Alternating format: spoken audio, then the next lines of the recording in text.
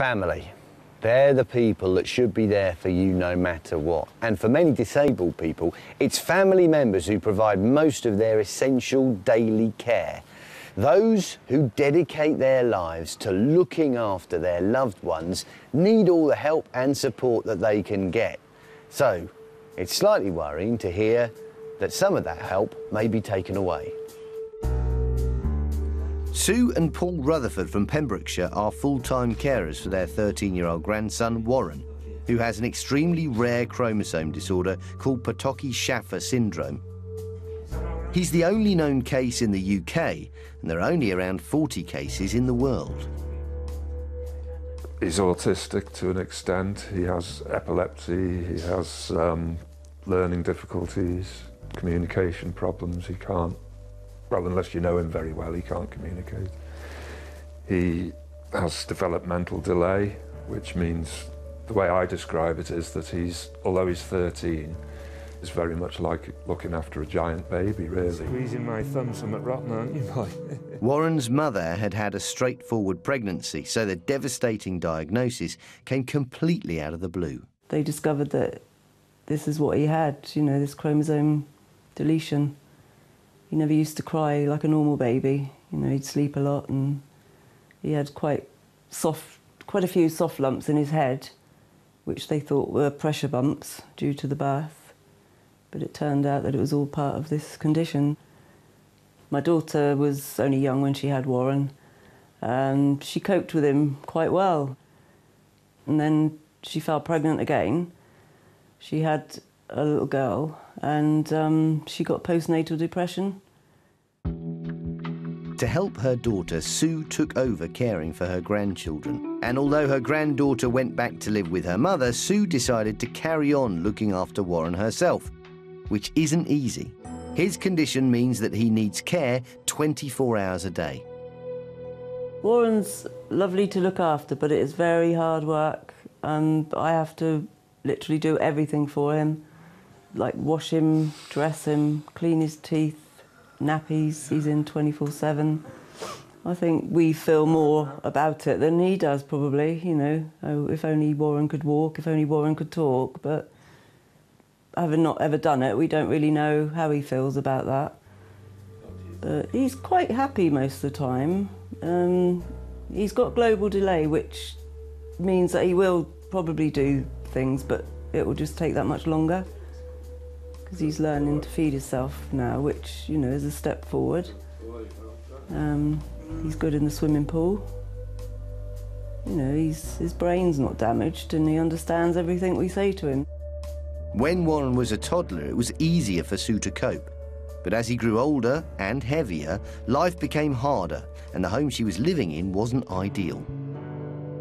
It was an old house, and it was quite narrow, and we had a stair lift there. And when we got to the top, there was a hoist, and I didn't like getting him off that chair right at the top of the stairs like that. I was a bit worried he was going to fall. It was quite scary, really.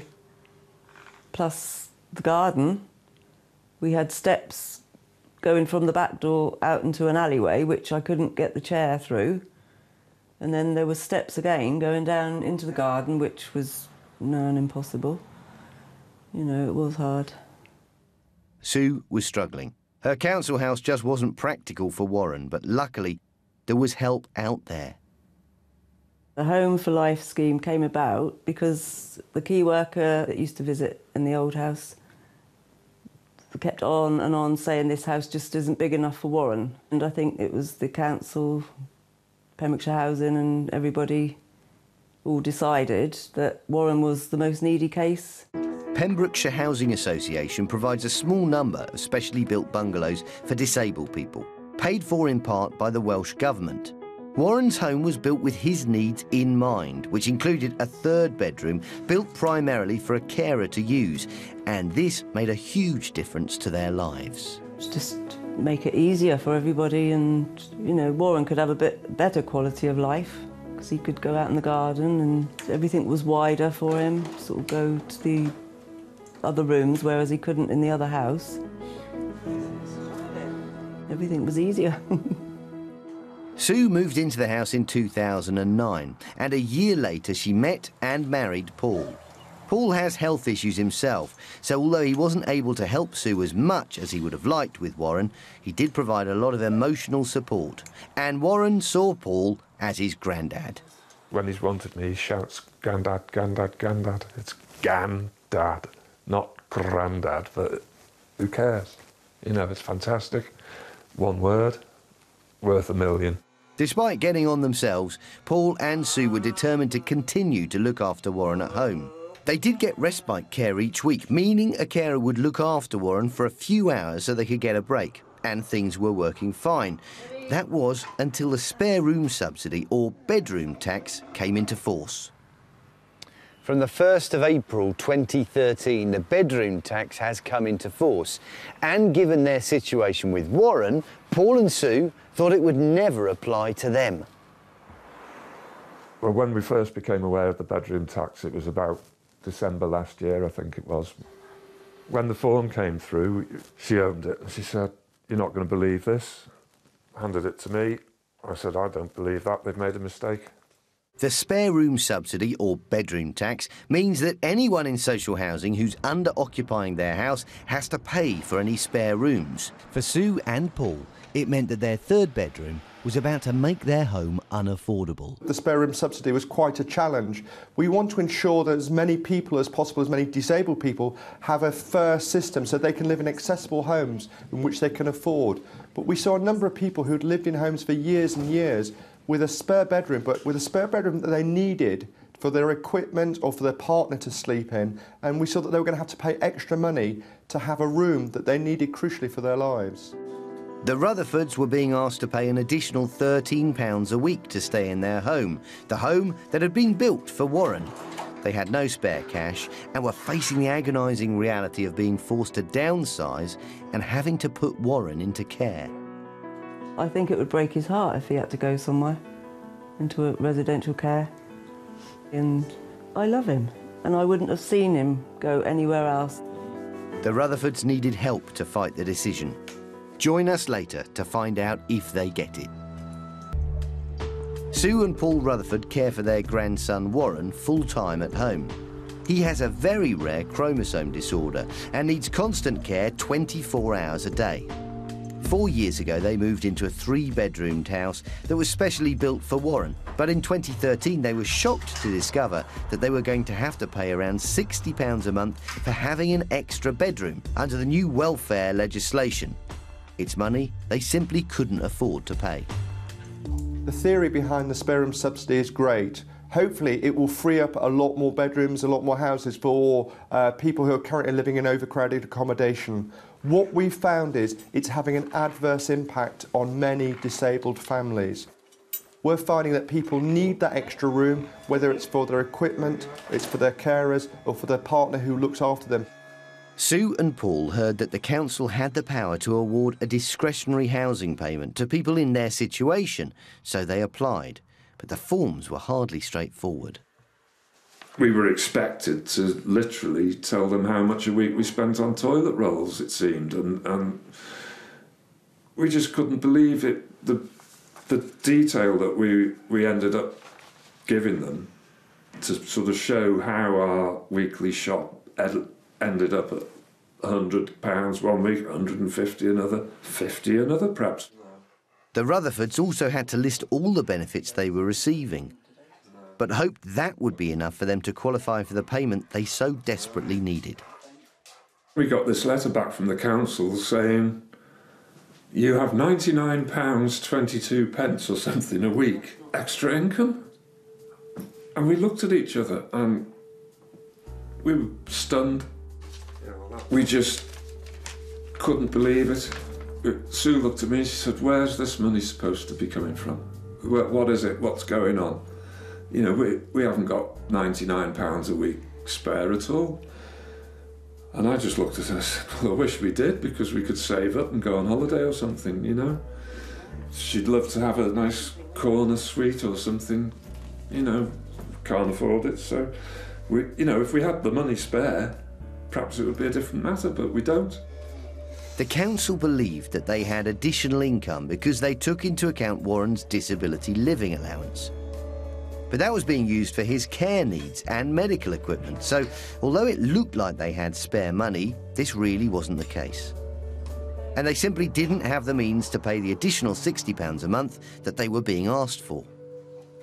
We thought, well, we just can't afford to pay this and keep Warren's life going, as, you know, we might have to say we can't take him out or something, and then he'd start getting fed up, cut down on meals. The Rutherfords didn't know where to turn next, so they started looking on the internet. And when they saw others online with similar stories, they decided to put up a post about their own situation. That's how the Papworth Trust became aware of their story. Nina Zammo is their policy and campaigns manager. We were really surprised that the Rutherfords had been turned down for a discretionary housing payment because they seemed like such a needy case. They were living in a specially adapted property and there wasn't really anywhere for them to downsize to. And if they were forced into a smaller, unadapted property, then they would no longer be able to look after Warren. Warren would need to go into residential care, which would be at a cost of about £5,000 a week.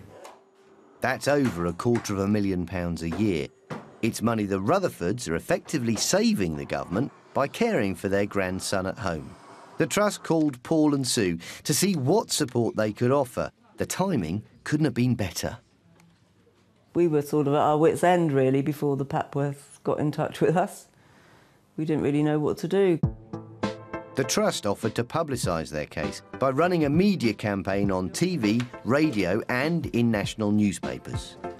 We were really keen to get the Rutherford story out there publicly because we knew that they'd kind of reached a dead end and that there was nowhere else really for them to go.